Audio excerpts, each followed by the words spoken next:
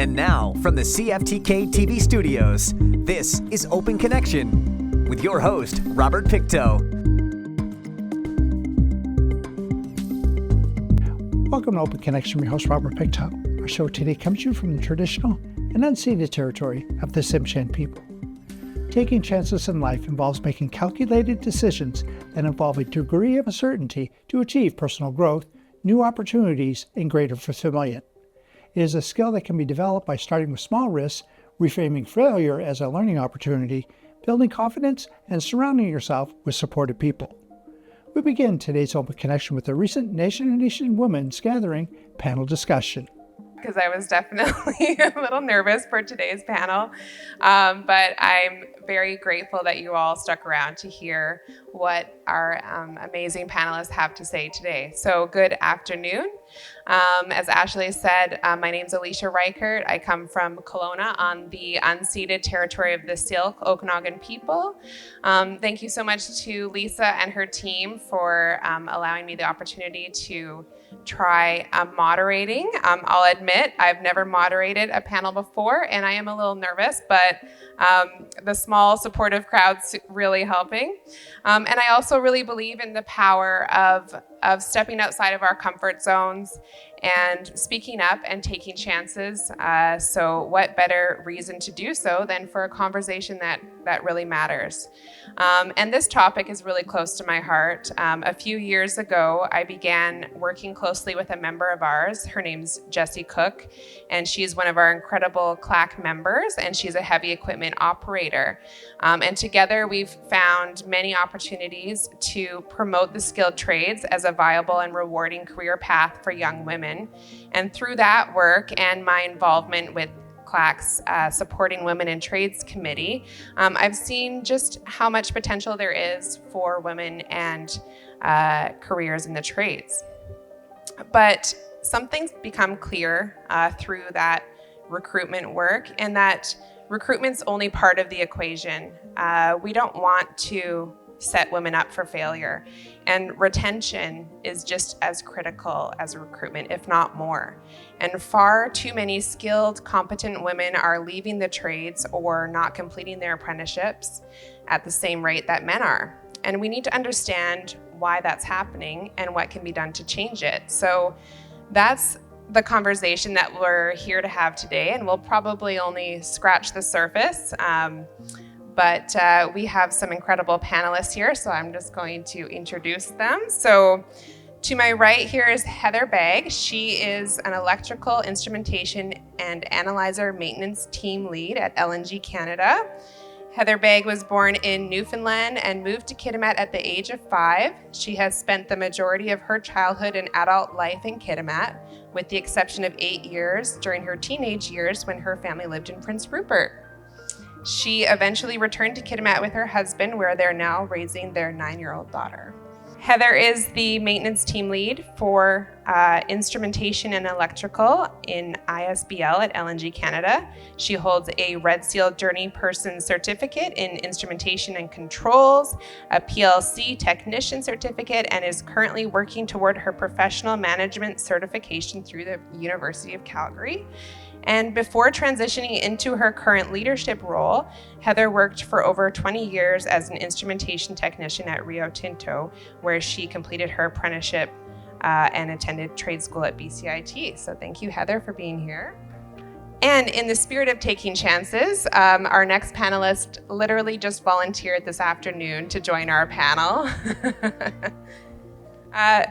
Please welcome Nicole Hack. She is a millwright apprentice at LNG Canada. She took the Women in Trades training program at Kamloops Thompson Rivers University, which I've had the pleasure of visiting myself, and it's an incredible program. She grew up in Houston, BC, and then took the Millwright Foundation course in 2023 and started working with LNG Canada in 2024. She loves the outdoors and learning new things about life and herself, so please welcome Nicole. And last but not least is my lovely colleague Miranda O'Crane. She is our workplace wellness coordinator at CLAC. She is also an alcohol and drug case manager working out of our Langley Member Center. She has moderated numerous workshops for mental health first aid educators and worked with shop stewards. You've probably recognized her from past forums or women's gatherings. She has sat in the moderator chair before as well. So her first career was working with deaf youth and hearing community in career counseling. She is a Métis woman, and she's very involved in the Métis Society. Her and her husband of 20 years have a daughter, lovely daughter. So welcome, Miranda. Open Connection will be right back after these messages. And now, from the CFTK-TV studios, this is Open Connection with your host, Robert Pictou. Thank you for staying with us. The first provincial apprenticeship program was established to aid the country's increasing industrial growth through the Apprenticeship Program of 1928. This act was designed to regulate and offer support for apprenticeships which had previously depended on informal training based on immigration. Let us return to the conversation as Heather shares her thoughts. Only 34% of women in the top 15 apprenticeship programs go on to actually complete them, which is significantly lower rate than their male counterparts. So Heather, what do you see as some of the barriers that could contribute to some of these lower completion rates? As a person who's been in the trades for 21 years now, when I joined, it was the same thing that's still kind of happening, which really is disappointing to me, where for some reason men feel that it's weird that a woman is in a trade. I don't think that we should think of it anymore that way. I think that I always tell everyone that I meet that you should do and be whatever and whoever it is that you want to be. There should be no stigmas attached to any job or anything like that. I know we're working towards that. It's getting better, but we're not done. We're still a long ways away. When I read that stat yesterday that it's only 34% that finish, it made me very sad. But one of the things I think is a huge contributor to that is the fact that we still see women as the main caregiver in the home. And the burden of, or not burden, I shouldn't say it that way, but the responsibility of taking care of the home, the children, the partner, or whatever, still falls heavily on women's shoulders. And I don't think there's enough support in place in most industries to alleviate that. One of the things I remember very clearly when I was doing my recruiting for my team, somebody had said to me, my goal was to hire the all-women electrical or instrumentation group. Like, that was what I really wanted to do. I was seeking out all the women who were in the trades who had applied, and I was like, I'm gonna have the first all-women team. I didn't quite make it, but I do have a large number of females in our electrical and instrumentation. Well, instrumentation, there's 2 of us, but in the electrical side, we do have 3 or 4 women that are in our group, and it makes me very proud. But one of the things that someone had said to me was, be careful hiring women because they're gonna have kids. And I was like, oh, so they do that all by themselves? Like, the father's not involved? So, men have kids too, right? They just don't, carry them. But of course, they're part of that whole entire experience. So, the fact that we now have leave for mom and dad is amazing. I think it was a long time coming, but I love seeing right now. Actually, we just had one of our dads come back from paternity leave, and another one is on paternity leave. So encouraging people to take that, male or female, mom or dad or whatever, is awesome. But it's still a big contributing factor to the reason why women don't complete or go into trades, because they think that, what happens if I do have a baby? What happens if I want to have kids? Like, do I have to put that on hold or whatever? So until we figure out the solution to making it easy for anybody to do it, then we're still going to face that, but it's getting way better. For me, when that person said that to me, I was like, huh? I don't actually care. Like, everyone's entitled to have children, to grow their family, to take the time to be there for them. So if we can find a way to make it more flexible, I know in my last job I was trying to make way for like job sharing and making part-time. Like, why can't we have part-time electricians or welders or millwrights or whatever? Why does it always have to be, if you go into a trade, you're expected to work, you know, minimum 40, most likely more than that, and never be in a part-time job? Like, why are big industry jobs always, you know, 14 and 7 or 40 hours minimum or whatever? Some people may not want to. Job sharing is a good way to transition people out who are getting close to retirement, as well as bringing people in who have young kids at home. So why not make that a normal thing in industry? Yeah, and childcare. Childcare is huge. In a small town like Kitimat, we know that there is a big crunch on childcare. There's not a lot of spaces in daycares.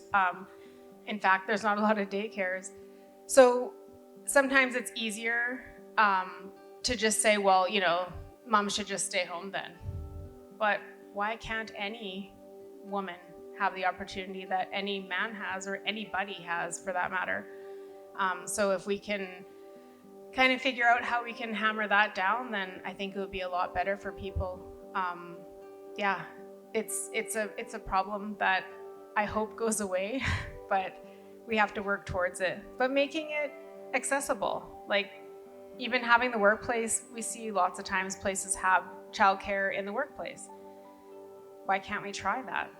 Like, if where I work could have a daycare center where you can come to work and bring your child and have them in the daycare while you're working, and maybe go see them at lunchtime or whatever, and at the end of the day take them home with you, like, that would work out, I think. I think it would be awesome to be able to do that. But we need to get them on board, and we need to make it the norm that anyone can do anything that they put their mind to. Open Connection will be right back after these messages. And now, from the CFTK-TV studios, this is Open Connection with your host, Robert Pictou.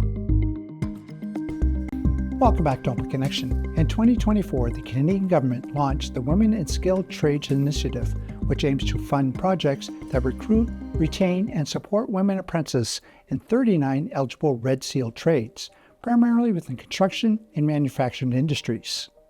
Let us return the conversation as Nicole shares her experience in her apprenticeship program. My third year, I think in life you always have challenges, no matter what it is. You're always going to have a setback. I strongly believe that a setback is actually a setup, because you're pulling yourself backwards. You're focusing on the thing that you want to achieve, not the thing that's holding you back. So it's going to launch you into that success. Multiple times a day I want to give up, but here I am. So it's not going to be easy by any means, but it's going to be worth it. And I think no matter how many times I've wanted to give up, the people behind me or the people around me continuously are like, how are you doing this? How are you still going? Like, I would have gave up like years ago. And I'm like, I'm just here doing me. So whether you like it or not, that's your problem.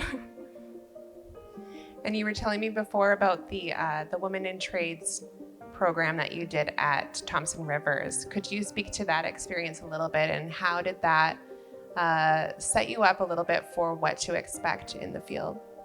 The Women in Trade program was something that I honestly didn't know existed. For years, I wanted to go into a trade. I didn't know what trade. I was like, oh, I might as well go into this one or this one. Like, I really like welding, or my brother is like into heavy duty. Like, maybe I'll do that. I like working on cars. I like, figuring out how things work. And I was like, well, I don't want to spend my money or waste my money on, doing a trade and then being like, well, now I just wasted however much money doing this trade and I don't even like it. So someone, just by the power of connecting with people and communicating and all that stuff, I found out that the Women in Trade program is something that is possible. It gives you all those trades, or at least like a taste test to what it's like to be in the industry, and it sets you up for that success. So you go in, it's fully funded, which is great. You basically have to just figure out your way of living. So everything else is paid for. You just have to figure out how you're gonna pay for rent or your food or whatever else, and you just get this, I say free ride, but yes, it might be a free ride, but you gotta put in your work. Like, it's not just, okay, I'm here, now what? You gotta actually engage and do, kind of go in with an open mind.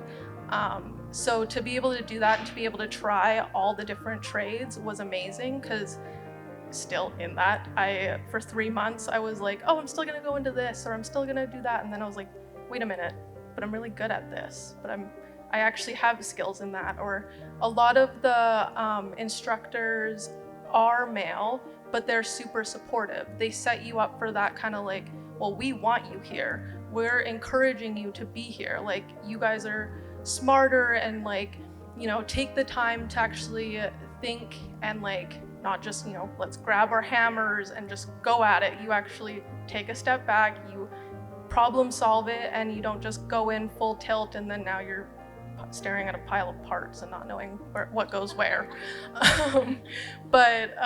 So it was great to see how much they encourage you and how much they support you. Even to this day, like, I have so many people that check in on me, or they want me to like speak at different women in trade graduations, and just kind of like come into their class and be like, hey, this is my experience, like, and I won't sugarcoat it, it's not pretty, but I'm, if all of us can do it, or at least try it, like, it doesn't matter. Like, in my class, the youngest was 17 and the oldest was, I think, 52.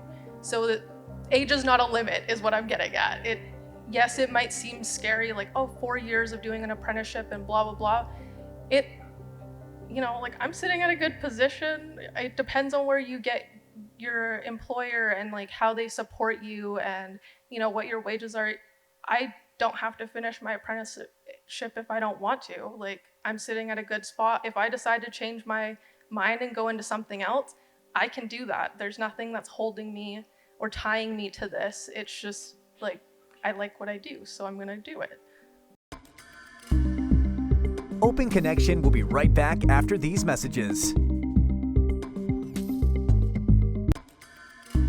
And now, from the CFTK-TV studios, this is Open Connection with your host, Robert Pictou. Bias against women in trade stems from deep-seated gender stereotypes, with women facing assumptions of lacking physical strength, technical skill, and dedication to the career, leading to discrimination in hiring, promotion, and daily work.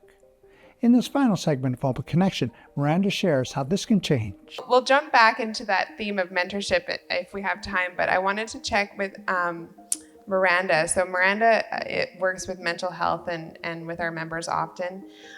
So for women in the trades and some of the roadblocks that they encounter in the field, do you believe that there's a lack of security or support for them that can contribute to physical and psychological unsafety?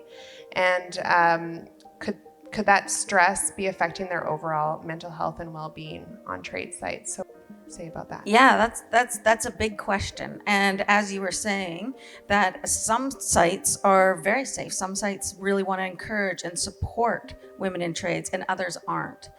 I've had conversations with people where they've told me that, the easy part was doing the schooling. Now I'm in there, and now I'm in deep within an organization or company where I know that I'm the minority, and I feel like stressed, and I feel like I'm not comfortable, and I feel like I don't have support, and sometimes I just want to quit. And lots of times people have quit because the psychological safety is just as important. I've had conversations with different employers and different employees of what can change, and it's just about talking about it, becoming comfortable with the fact that our demographic is going to change here a little bit. I had one lady, her name was Randy. She came to me for years. In high school, she loved welding. And when she finished high school, she said, that's what I want to do. I want to go get the rest of my tickets and become a welder. And she did. And she went into the company as the first female welder there. while she was there, it took a long time for them to start recognizing that, you know what, she's not comfortable using the men's bathroom. Let's find a different space for her. You know what, in the lunchroom, let's take out some of those posters and magazines that back in those days, that we're talking 20 years ago, that they just had around the lunchroom because it was the man cave. Those kinds of things they had to change. And for a while, people were upset that she entered their environment. As things gone on, people started to get more comfortable with it, started to get used to it, started to support her. And then there was even examples of when clients would come in. She was a welder she welded buckets and heavy duty equipment. And I love this one story. She told me this one client came in and said, hey, I don't want anyone else's work except Randy's. And the manager said, yeah, she's right over there. She took off her helmet and her long blonde hair flopped out, and he just didn't know what to do. He just stood there gasping like, oh, you're Randy? Like it just is. Yeah, and she said, at the same time, I felt, oh no, like now I've been singled out. And at the same moment, she was saying, I'm so proud of myself that I'm Randy and they want my work. So people started recognizing that and working with her. It's been 20 years. She still feels it. She still feels that sometimes there's this bias and sometimes that she doesn't belong there. But for the majority of that, she kind of pushed open a door that they had never done at that organization. And there's still those places. So like you had said, some places you feel really supported, some places you don't. And the places that don't, we need to make some changes. And I love that story about her gender neutral name. So mentorship, when we were talking about that, it can be such a powerful tool for building confidence. And also can give you a sense of belonging. So in your experience, what does mentorship look like in your day-to-day work? And how can employers or unions or the industry as a whole develop mentorship programs to help you not feel like the only one on a crew, or maybe either Nicole or Heather, if you want to speak to. A while back, I did a mentorship training course through WIT, so Women in Trades Training here in BC. And one of the things that I learned in that course is when you have an apprentice working with you, and especially if you've been in the trade for a really long time and you know all the lingo and you know all the acronyms and whatever they mean, you always have to step back and make sure that when you are teaching somebody that you're giving them the time to learn that as well. I remember a story when I was in trade school, and my teacher, who was a little hard on me for whatever reason, he told me to go get a Wally box. And I was like, what's a Wally box? And he goes, what do you mean you don't know what a Wally box is? And I'm like, I have no idea what you're talking about right now. And he made me feel like, I'm the dumbest person on the planet because I don't know what a Wally box is. And then one of the other students said, it's a Wallace and Tiernan calibrator. And I was like, oh, well, I know what that is. Thank you for joining us for this episode of Open Connection. The greatest distance in the existence of man is not from here to there, but the connection from his mind and heart. If we can conquer that distance, we can soar like an eagle and realize our immensity within. I'm Robert Pictou.